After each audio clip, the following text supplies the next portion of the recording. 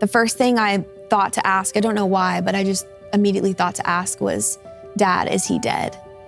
And he looked up at me with tears in his eyes and he said, yeah, Ann, Jacob's dead.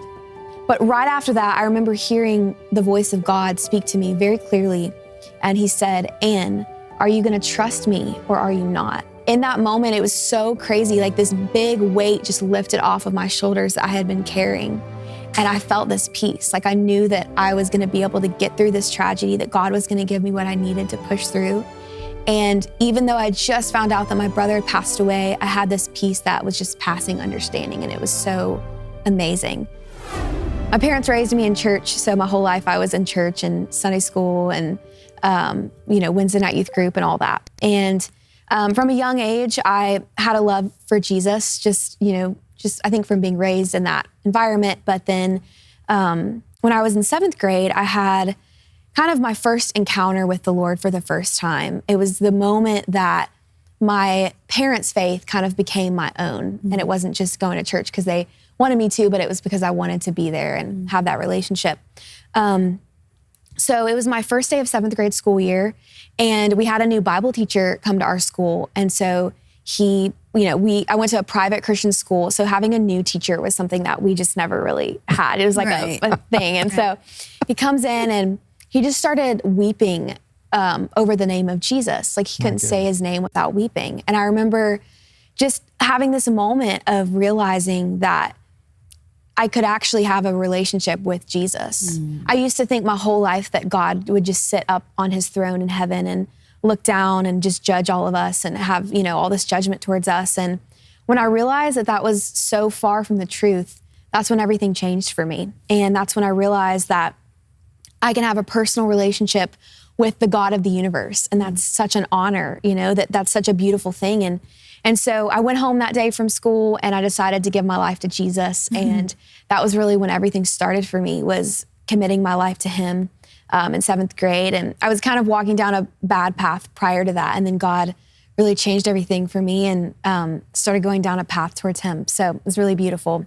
When you say bad path, was it like chewing gum in class and that kind of stuff? So, and kind of spit wads and, maybe shooting a dove or something with a BB gun or... Totally. By the way, I've heard it said that a fanatic is somebody that just loves Jesus more than you do. Yeah. So we look at people that seem fanatical. They just love Jesus more than we do. Yeah, that's so awesome. You had an experience with this teacher that... Yeah, that really changed me. Showed you something. It showed me a passion for Jesus I'd never seen anyone have before, and it was really special. So at that point in my life, I wanted to be an astronaut and work for NASA. That was like my biggest passion. I grew up just being kind of like naturally gifted at math and science, and I was horrible at like English and writing. So the fact that I write songs now is super crazy because that's not what I grew up doing.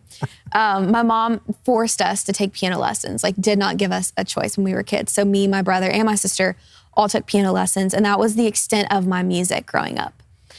Did not sing in front of anyone, had no passions or desires to do that. So no singers in the family?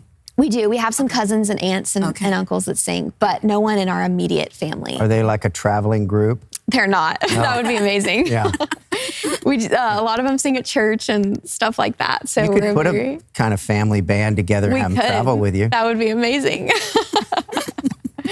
Call me Auntie. I'll get you hooked up. Go ahead. Sorry. No, you're good. So that was kind of my extent of music. And then in 2017, I was a freshman, just finished my freshman year of high school, going into my sophomore year of high school. And it was June 7th of 2017. I had been planning the day before on June 6th, I had been planning stuff for the summer. I used to do a kids camp that I would put on for kids in the summer at my church, and just to kind of have a week for kids to come and learn about Jesus and do fun stuff. And so I was actually planning that, saw my brother the day before then, went to bed that night. Everything was just great in my life, having a fun summer. And then at 3:30 in the morning that night, I was woken up by my sister. She comes running in my room, and my sister is legally blind without her contacts in. so she couldn't see anything. And so she's like, hey, Ann, I can hear someone downstairs. I don't know what's going on. All I can see is some lights flashing outside, and they're like red and blue lights. And she said, I'm going to go put my contacts in. Can you go check and see what's going on? And my brother, Jacob, didn't live with us at the time. So we weren't, my first thought wasn't Jacob. It was just something has happened to someone. So I go downstairs and I see 6 policemen standing in front of my front door. And they just all looked very sad and just very down. And I started kind of screaming and yelling at them. And I was like, can you please tell me like what's going on? And they all just looked up at me and they wouldn't say anything. So I remember just thinking like, what in the world is happening? Like I don't know what this is. And so then I walk into my living room and that's when I see my parents. When I saw my mom, I knew that it was really, really bad and something had happened that was just awful. My mom was sitting down on the chair and pulling her hair and screaming, crying, and my dad was weeping. I'd never seen my dad cry, and I was 15 years old. He had never cried before in my whole life. He was just completely devastated, and I just walked up to my dad, and the first thing I thought to ask, I don't know why, but I just immediately thought to ask was, Dad, is he dead? And he looked up at me with tears in his eyes, and he said, yeah, Ann, Jacob's dead. And I'll never forget that moment. I'll never forget the pain and kind of the shock factor of that. And if anyone listening, if you've lost someone, you know how that feels. It's almost like this immediate shock. Like you can't even feel anything. You're numb all over. It's denial. How is this true? How is this happening? And that was my very first thought. It was just so sad and awful. But right after that, I remember hearing the voice of God speak to me very clearly. And he said, Ann, are you going to trust me or are you not? And when I heard his voice, I remember thinking to myself, like, I have to make a decision right now in this moment. Am I going to trust God or am I going to lean on my own understanding to get through this whole journey? So I turned around, like right after my dad had just told me he passed away. I faced the doors in that room and I said to Jesus, Jesus, I trust you. And in that moment, it was so crazy, like this big weight just lifted off of my shoulders that I had been carrying. And I felt this peace. Like I knew that I was going to be able to get through this tragedy, that God was going to give me what I needed to push through. And even though I just found out that my brother had passed away, I had this peace that was just passing understanding. And it was so amazing. I'll never forget that feeling. So in the days, after that, we were grieving as a family and processing it and wanted to really make the funeral the best celebration of life. This was our last time to get to celebrate Jacob and as his, just celebrating his life. And so we, like I said earlier, we have singers in our family, and my mom and dad had called every cousin, every aunt, every uncle. No one was willing to sing at the funeral. And my mom and dad were downstairs about 4 days after my brother passed away. They were praying together, and my dad prayed with my mom, and he said, God, if it's not your will for someone to sing at the funeral, then would you just take that desire out of her heart so that we can get through this, season? And right after they prayed that, I was upstairs in my room, had no clue they were praying. I come downstairs and I start playing at the piano and singing. Didn't think anyone could hear me. So my mom comes running in the room after I finished, and she was just weeping. And she was like, Ann, we had no idea that you sang. Like, what in the world are you doing? Oh my goodness. And I was like, Mom, I don't know what this is. I'm just worshiping God, and really just this kind of like, worshiping was almost like my medication in a sense. It was what gave me peace and comfort. And so she ends up asking me if I would be willing to sing at the funeral for my brother. And I prayed about it, and I felt like that was what God wanted me to do. So I got some friends together who played guitar and violin, and I played piano. We got together and we sang at the funeral for the first time. That was the first time I'd sang in front of anyone. And got up on that stage. I was so nervous, but mostly I was just so devastated. Yeah.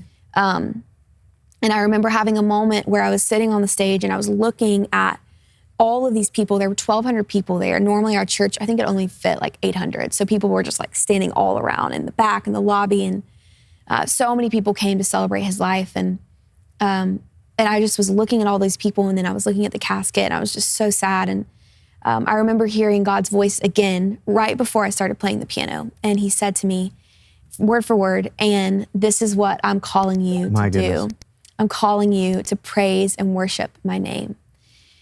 And so I remember all these nerves just completely left my body. And I was like, this is literally what I've been created to do, is worship God. And I didn't know what that meant at the time, but I knew this is what I was going to do from this moment on. So I sang the song. It was the most beautiful, 4 minutes of worship ever. It was just pouring my heart out to God, and left the funeral that day, obviously thinking about Jacob, but actually what was in my mind was God just called me to music. Destiny. Like, this is the moment that I've been created for. This is the moment that God is showing me, like, this is what I've created you to do, called you to do. And it was a really beautiful moment. I think obviously all of us like want to do what we feel called to do, or want to do what we're made to do. And it's hard sometimes to figure that out. Like, what are we made to do? What are we called to do? And that was the moment that I knew every other desire of anything I ever wanted to do in the past was now gone. And I had to do music for God and glorify him and worship him. So we ended up making a video of that song, What a Beautiful Name, and we posted it to YouTube in the fall of 2017. We wanted to dedicate it to Jacob and have something to look back on, and did not think anything about it, was not trying to get any looks from Nashville or anyone in the industry. And within a month, it went viral, and all these people from Nashville started reaching out, and it was just crazy. There's so many little moments along the way that would take hours to share, but God did so many miracles the whole journey to bring me to where I am today.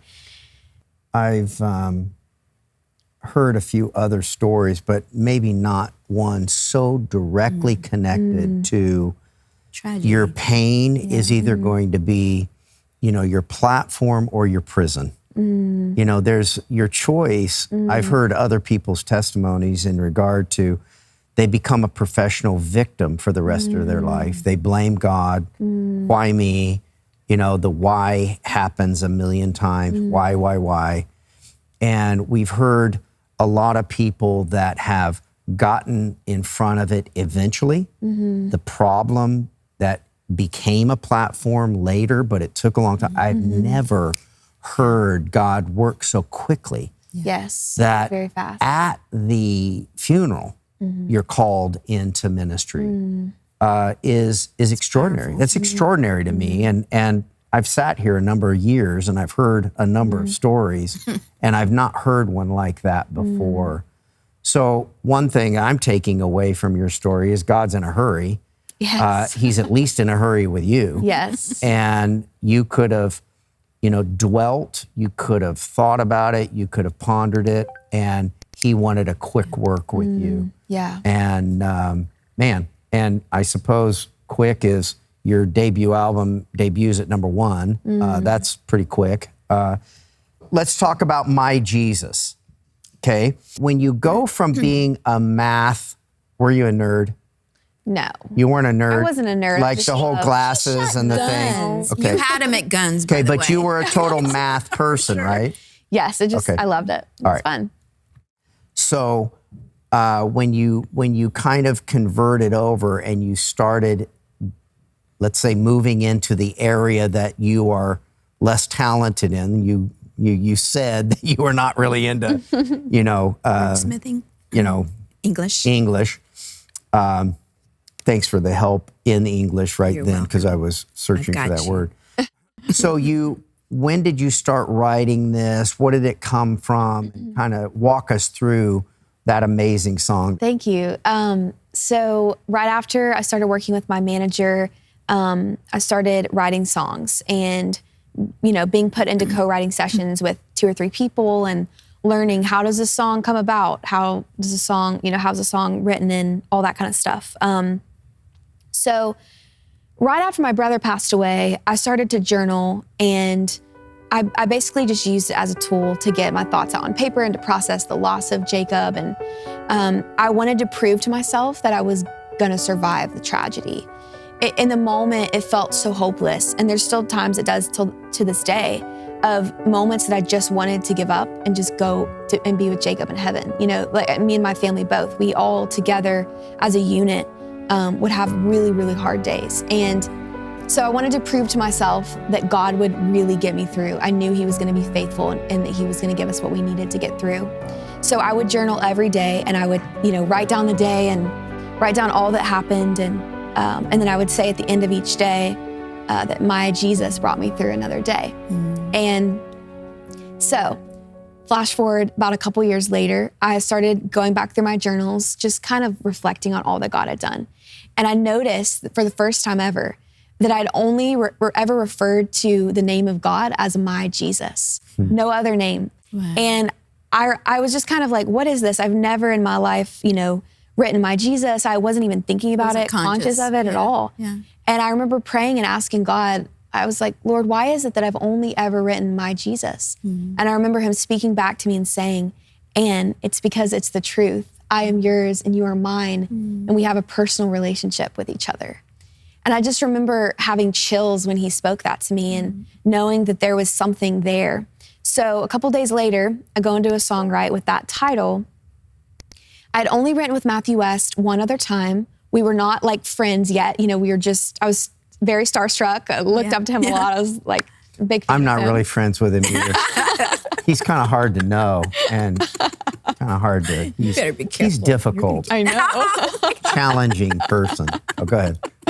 Oh, he's the best. He's the best. So we wrote together, and him and Jeff Pardo, good friends, they were like, Anne, we have this idea that we thought we would run it by you. It's called My Jesus. And I was like, What? Oh my goodness. They had no idea my story, that I had found my Jesus in the journal and that meant something to me. They had no idea. Oh my goodness. And I was didn't like, know well, that. I came in with this title too, My Jesus. My Lord. Let's write a song about this. And so we started writing it, and it just Okay, that felt- was a bigger moment than that. Yeah. Did they freak out too? They freaked out. Yeah. They were like, this is crazy. This is a God moment, sure. But as songwriters, you never know what you're getting out of a songwrite. Like you could think it's the best song ever and no one likes it. And so it's just something that This is for me. Tell me about it. Yes. We I can get think it. we just did the greatest broadcast, and it's like, okay.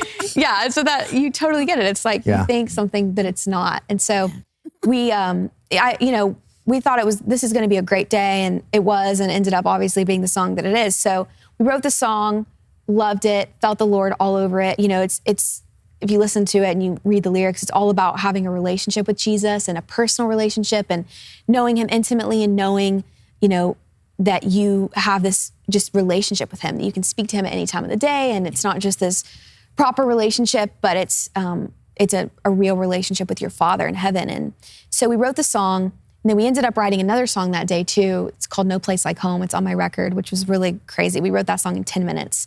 It was just a crazy day. And I remember leaving the write, and my manager called me, and he was like, hey, Anne, like, what do you rate this song on a scale of 1 to 10? Because we had this rating system that we would do. And I was like, I think it might be like a 4.5 or a 5, but like, it's not that good of a song, but I think it's a good message. I love that. And so I didn't think anything of it. And that was my rating. And I was like, this is just going to be a great song, but did not think it would be a single or anything. Then about 4 months later, as we were starting to, work through the process of releasing my very first single, I had no music out prior to this.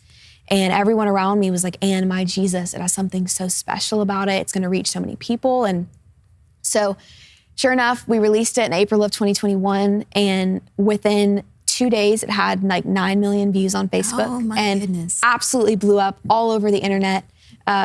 People were just sending in testimony after testimony of this song changed my life. And it continues to do it now. And it's, it's been a year and a half. And so that song has changed so many lives. And in my mind, I didn't think that it would ever come close to doing that. I just was excited that I could have a song out that would go to radio and that I could listen to my own music in the car. Like that was what I was excited about. So it was very surreal to see how the song has blown up and how God has used it to impact so many lives. So let's kind of rehearse just a touch, because what it feels like is you might win an award in addition to everything else you've won of having the Lord do a quick work in you.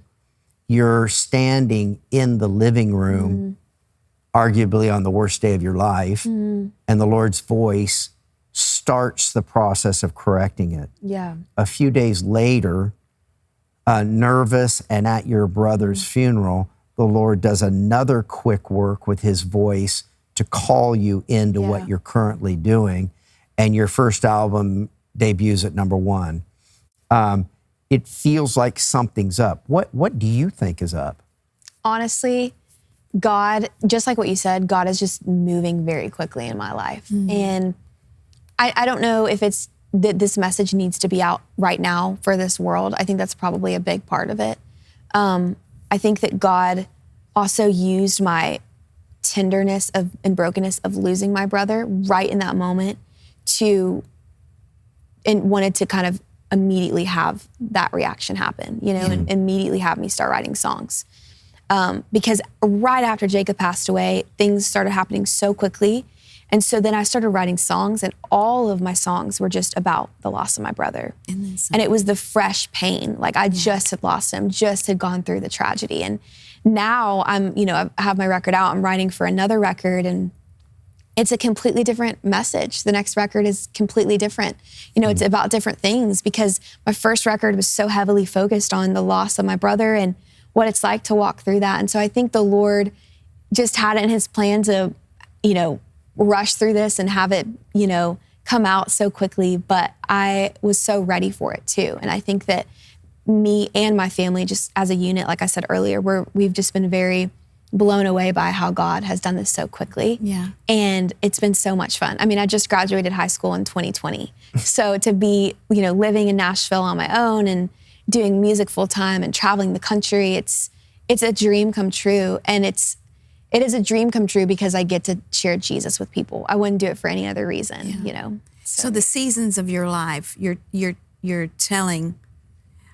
We have a pastor friend that says time doesn't tell us, but we tell time. And I think that's what you're doing. You told the time of your season. You were in pain and you knew where to look. Yeah. And you're showing everybody else where to look. Absolutely. Yeah. To the only one who can help us. I think a lot of times there's that scripture that talks about in our time of temptation or falling away, that he always makes a way of escape for us. And I think that's misinterpreted a lot. And people say, well, he'll never give me anything I can't handle. And it's really, he won't ever give me something that I can't handle without him. Yeah. We have to have him. Absolutely. To be able to handle it correctly. Yeah. And your response. So you're a young girl, and I know you've probably done a million interviews about this topic here, about just being young. And all the, I can't imagine being your age right now. It's crazy. It's a crazy world. Yeah. And we know that the enemy of our souls are out for the hearts and the minds of men, but so is God. Yes, absolutely. And for you to take your message and your pain, and in the midst of that, show everyone the cross. That's what we're supposed to do. Yes. And so your yes was easy. You had an easy yes because you had a soft spot for the Lord. And I love that. That's I so love true. that. And I think that it's so important even for parents. Yeah. For parents out there listening, just to train your children to be sensitive to the voice of the Lord, to be sensitive to, Samuel. When he heard his name, he said, next time, just say, yes, Lord. And I just think it's important for parents to help your children see God, to help your children have that sweet spot, because I think we're all born with it. Yeah. We all have a void Absolutely. inside that only God can fill. So true. So kudos to your mom and dad. They're the best. Yeah. Very grateful for my parents. They're awesome. So how are they today? They're good. They're doing good. I think, that losing Jacob was a big shift in our family. My mom and dad were really struggling for a while. I don't have children, so I don't know what that pain is like. But just from losing my brother, it was so deep. So I can't even imagine the level of pain that they have gone through. But what was really beautiful is that they became so much closer after losing Jacob. A lot of couples divorce, when they lose a child, and statistically that's very, very high. So the fact that they grew closer to each other and then also to God was a big blessing in our life. And so just as a family too, we've grown so much closer together since that. And so they're doing really good. I think they're honestly just blown away by what God's doing in my life. And we as a family get to go everywhere together and be a part of it all. So it's really beautiful. special.